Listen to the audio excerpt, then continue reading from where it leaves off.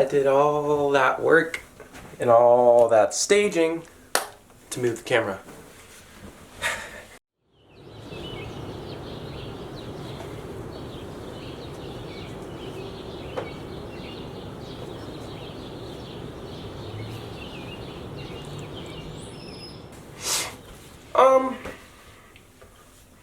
I'm sick.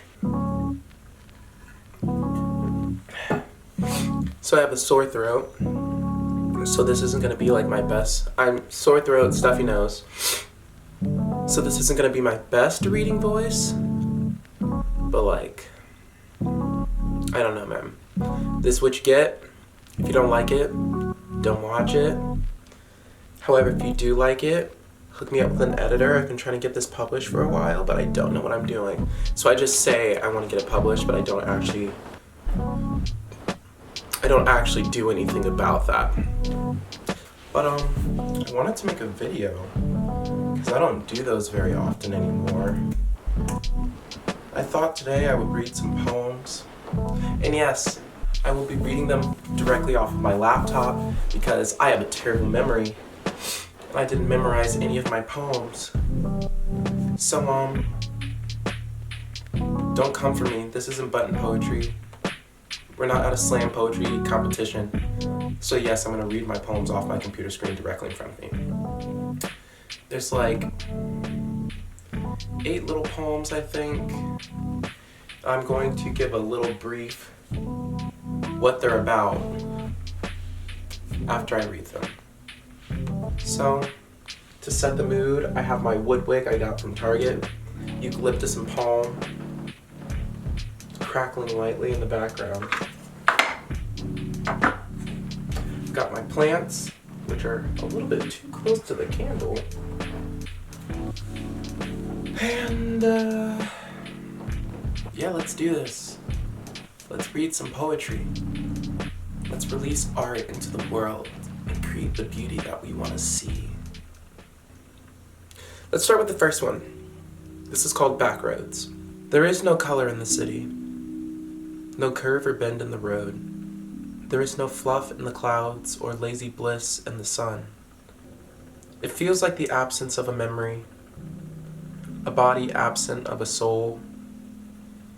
It does not have places lost in a long past moment. It does not have a road that goes by a new, unforgiven name. The city is an orphan I cannot bear to raise because she was never mine and I refuse to learn to love her. The city is a new house pretending to be your old home. The city is just herself and no one else, but she is not my lover. I wrote this poem about 6 or 7 months into living in Chicago because I go through these really intense periods of hating it here and I just want to go home like all the time because home is familiar and Chicago is not. Like, I could tell you the name of every road, every street that I've ever been on back home. Even the ones that go by different names now, or even the roads that didn't exist when I was in middle school that are being built right now. And I miss that. Chicago doesn't have that. It feels like a place I live that is not home. It doesn't have any memories, good or bad, associated with it, really. It just feels kind of empty. I wrote that poem about this. This next poem is called My Grandma Laverta. I've been trying to write you a poem for 3 years. I've been trying to explain all the things I never got to say. I just never felt like I had the right words. I can't remember all the cute anecdotes. I can't remember any life-changing sayings except maybe, I love you. Which I know I heard 1,000 times and I know I'll hear 1,000 more, but when you said it, it felt right. Like future. like a magic you had not given away to anyone else yet. Something you curled in my child palm, impressed to my heart. I can't remember any anecdotes or sayings, but I remember planting marigolds with you every summer. I remember tearing open the ground to make it more beautiful. I remember that you were beautiful. I still have pictures of you hidden around my room. Nowhere where they can sneak up on me and surprise me, but close enough for me to hold them when I need to cry at night. Not far enough for me to forget you, but far enough that I can remember you are not physically here.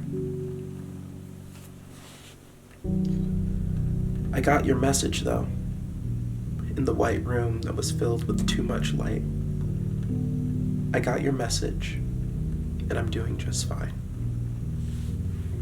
I wrote this poem about 3 years after my grandma died. And I think the hardest part about it was everybody knew, like, since a very, very, very young age, like 6 years old, I told everyone I wanted to be a writer.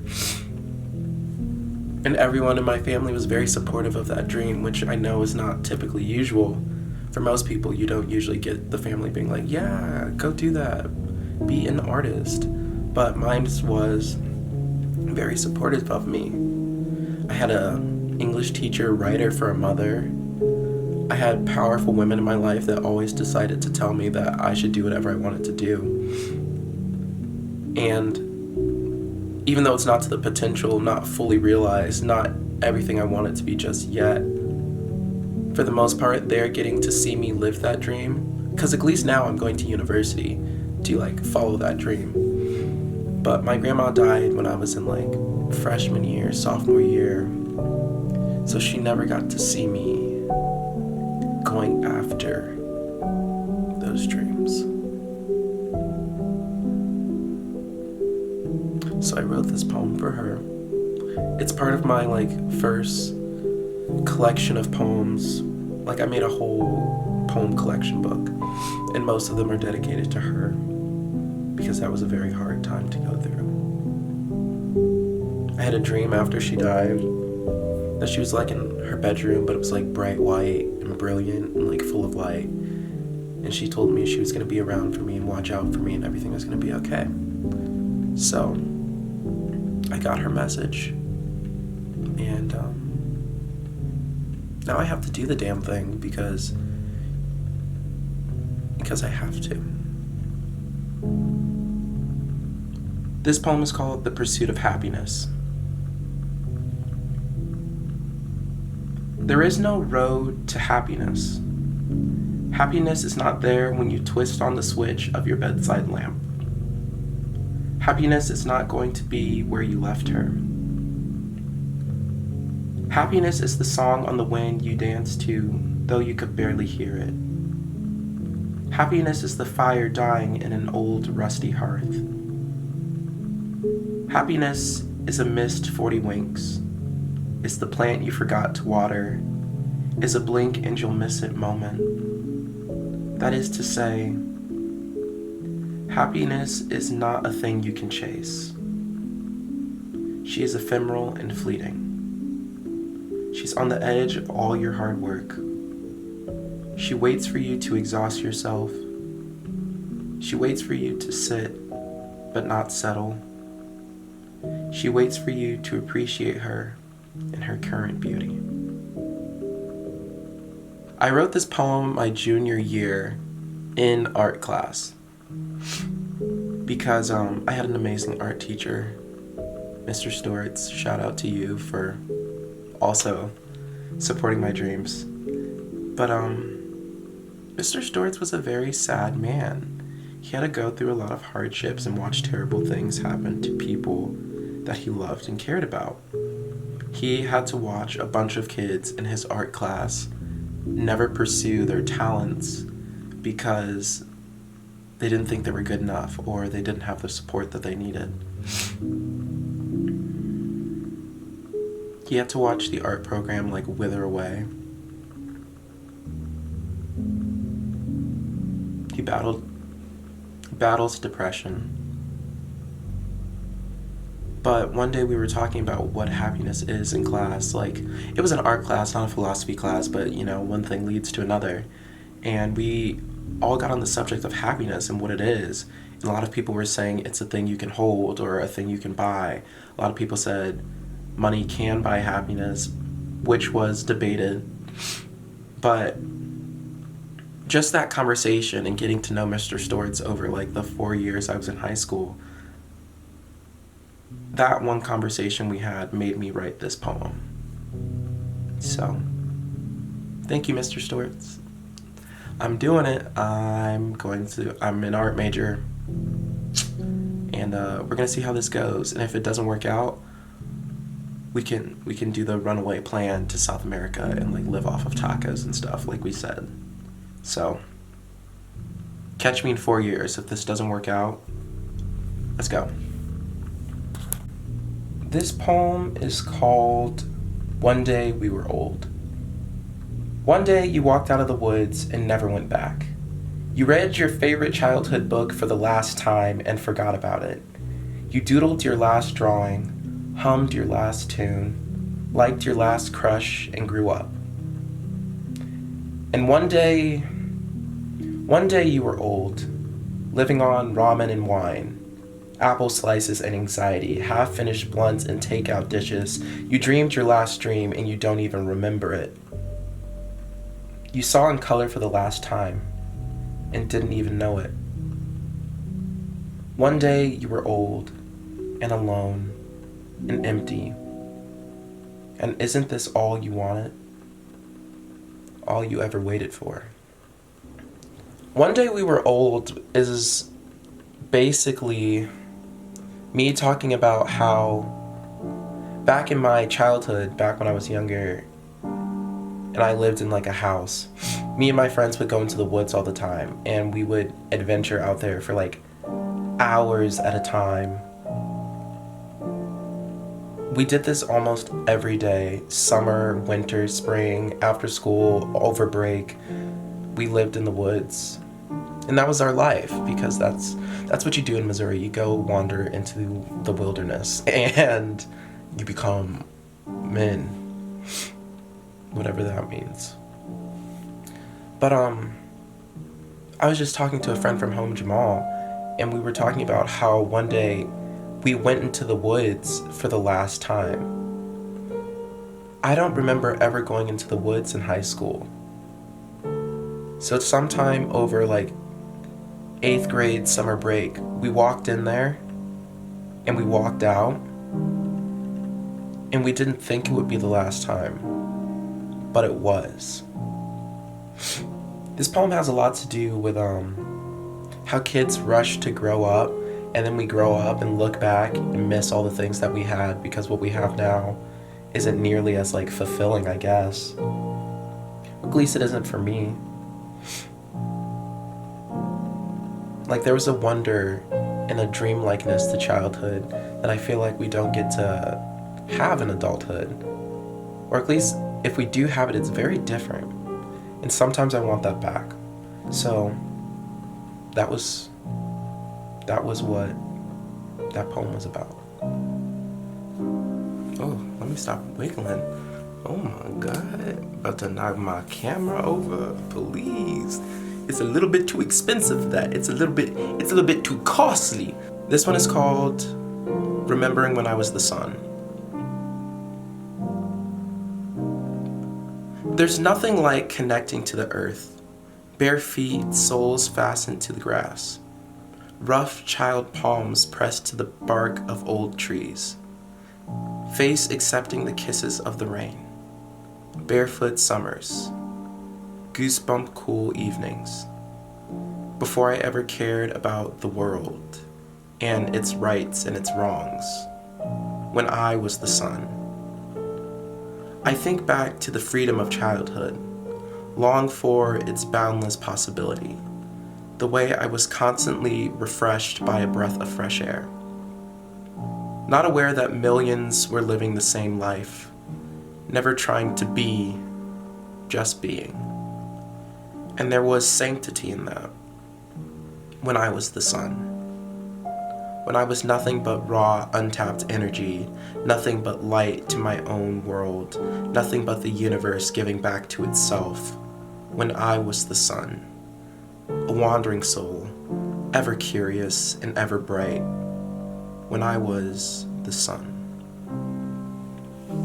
I feel like this poem and the last poem have a lot in common because they're both about the brightness of childhood.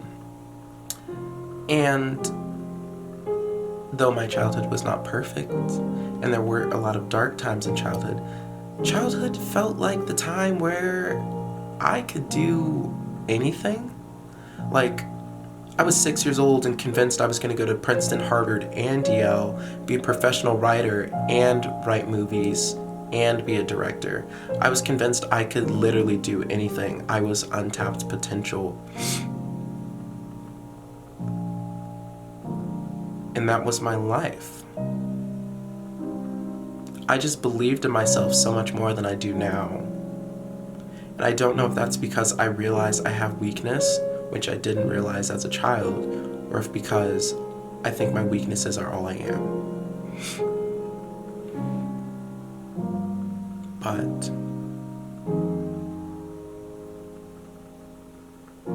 food for thought, something to think about, I guess. This poem is called Bisexual, an experience in dualities. Bisexual does not mean you get the best of both worlds. It means you experience the world in its truest fullness.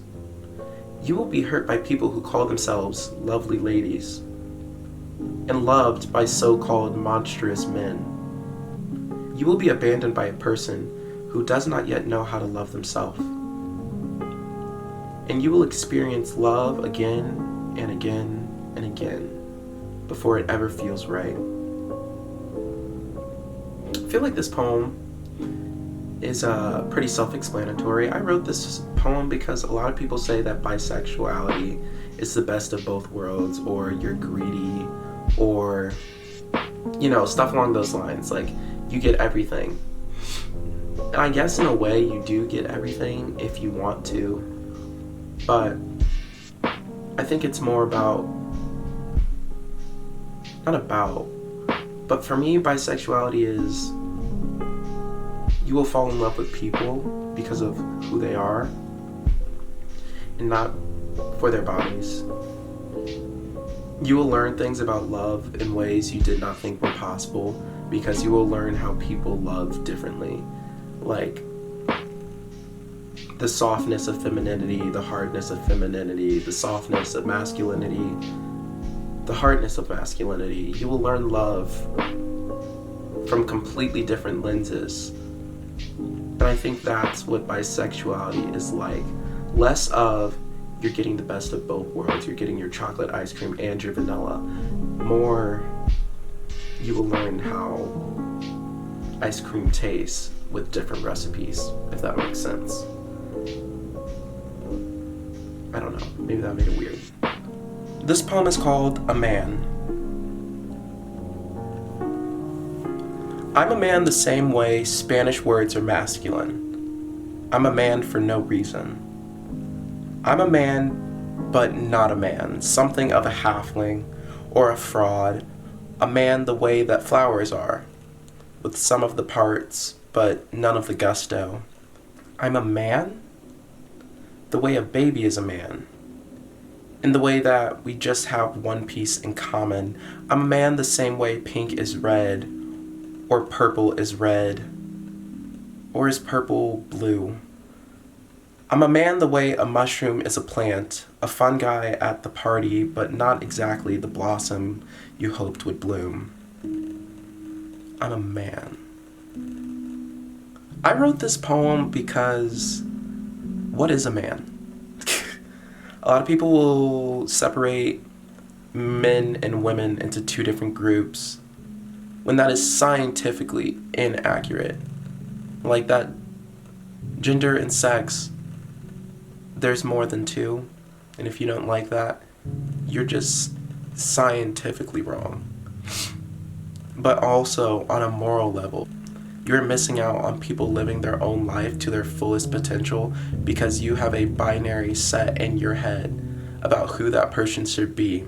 And you are not letting them be the person that they know that they are because one time you read in a textbook that there are two genders or there are two sexes, and you're wrong. I'm a man, or I am male because of what's between my legs. But what's between my legs does not define me as a person and who I have the potential to be. So I wrote this poem to say, sure, I'm a man. A man. A man. But what does that mean? What does that have to do with me? Who am I?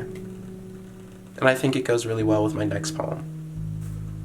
This one is called NonBinary. When you asked me about my sexuality, it was like bringing a knife to a bomb fight. I never stood a chance. You ran in with fuse flaming, tears flying, and thunder that shook the world. It was a mark that couldn't be erased. I was etched into the stairs, the walls, the sides of buildings I had once gone to as a different person, a pure person. It was never going to be the same. But when I'm asked about my gender, there are no explosions. There are no tears, except my own. There are no bombs or explosions or etching or scratching or blowing to bits. My gender is the night sky. Strong and bold and black, but delicate and fleeting like a shooting star. My gender is like an agate, layer upon layer of hard line and soft translucence. My gender is a stray cat that purrs against your ankle before biting you and running off with the food scraps. My gender is a reversible coat, or tearaway pants, or maybe a gold ring that doubles as brass knuckle. I say this to say it doesn't fit. Not in a box, or a closet, or in between, or around, or under, or beside me. I am what I am, that I am, who I am, and I am. Never to be erased, filled with a million me's. And I say all that to say, I love you. Even if you may not understand, I love you. Even if I lose you, I love you. Even if you hate me, I love you. Even if you don't love me anymore, I love you.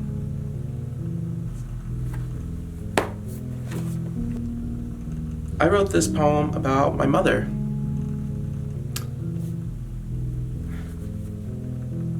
When I came out, I was outed about at the age of like 16 about being bisexual because I had a crush on a guy at my church, and my mom found out through a phone call of a former friend. And when she found out, it was the same night my dog had gone missing during a thunderstorm. It was a pretty bad thunderstorm. Missouri gets terrible weather all throughout the summer. It's like tornado thunderstorm season for us. And my dog had gone missing on one of those terrible storms. And I was crying in my bed, and she came downstairs, and I assumed she had just gotten off the phone with this person's mom. And we got into like an arguing, like a shouting match. And I just finally said it. I was like, I'm bisexual. And it was like a war. And it was like a bomb had gone off because I'd been holding it in for so long. And we later like worked through it. And she still loves me. We're still friends. We're still homies. But it took a lot of relearning and reshaping our relationship. I kept my mother, but I didn't get to like keep my father in the same way. And I still haven't like officially came out as non-binary because I just didn't want to. But that's what that's about. Like, that's what this poem is about. Like, even if she doesn't love me, I love her. And it's not even specifically about her, like my mother specifically. It just inspired the poem. But, you know, sometimes you gotta learn to love yourself and love people through yourself, even if they don't fully understand who you are. It sucks, but sometimes that's the way it is. Those are some poems.